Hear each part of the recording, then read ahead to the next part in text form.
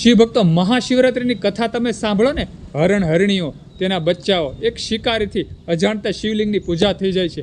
આ કથા તમે સાંભળો ને તો તેમાં એક સત્યની વાત ખૂબ સુંદર આવે છે. અહીં હરણી બોલે છે, નાનું એવું પ્રાણી છે ને તે બોલે છે, શિકારીને કહે છે કે સત્યથી આ ધરતી ટકેલી છે, સત્યથી વાદળામાંથી જળની ધારાઓ થાય છે, સત્યથી દરિયો પોતાની મર્યાદામાં સ્થિત છે. હું સત્ય કહું છું, હું ફરી પાછી આવીશ, હું તને વચન દઉં છું. આવો હરણી શિકારીને કહે છે. શિવભક્ત, આમાંથી એક સુંદર એક વાત સમજવા જેવી છે. સત્ય, જ્યારે એમ કહેવાય કે જો આપણે સત્યનું પાલન કરીએ, જે પણ બોલીએ તે પાળીએ, તો ભગવાન શિવજી આપણી સાથે હાજરાજુર રહે છે. શિવભક્ત, એનું પ્રમાણ આ કથામાં તમને મળી જાય છે. આ જે કથા છે, હરણ હરણીઓ તેના બચ્ચાઓ અને અજાણતા એક શિકારીથી એમ કહે કે શિવલિંગની પૂજા થઈ જાય છે ને, આ કથામાં પ્રમાણ મળી જાય છે. શિવભક્ત, આ કથામાં જ્યારે હરણી વચનબદ્ધ થાય છે અને કહે છે કે હું સત્ય બોલું છું, હું પાછી જરૂર આવીશ, આવું શિકારીને કહે છે અને ફરી તે પાછી આવે છે. પોતાના પ્રાણ દેવા માટે ફરી પાછા આવે છે. હરણ હરણીઓ અને તેના બચ્ચાઓ પાછા આવે છે.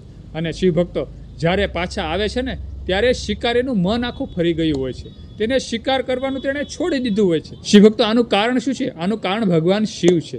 ભગવાન શિવ છે ને તે શિકારીના અંતર મનમાં, હૃદયમાં સમાઈ ગયા છે.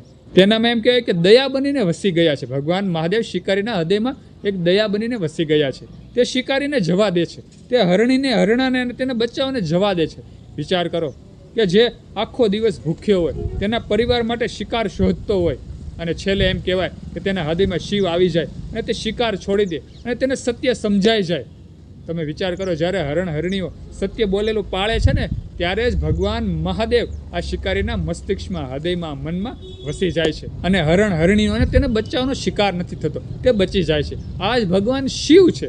જો હું કે તમે સત્યનું પાલન કરીએ, બોલેલું પાળીએ, તો ભગવાન શિવ પણ આપણી સાથે હાજરાજુર રહે. એટલે ખાસ શિવભક્તો, આપણે પણ આપણા જીવનમાં હરણ હરણીઓ અને તેના બચ્ચાઓ સમાન સત્ય બોલેલું પાળવું જોઈએ, તો ભગવાન મહાદેવ પણ આપણી સાથે હાજરાજુર રહે. કળી કાળમાં, આ કળિયુગમાં આપણે જન્મ લીધો છે તો અસંખ્ય એવા પ્રસંગો આવતા છે જેમાં આપણે બોલી જઈએ છીએ પણ પાળતા નથી.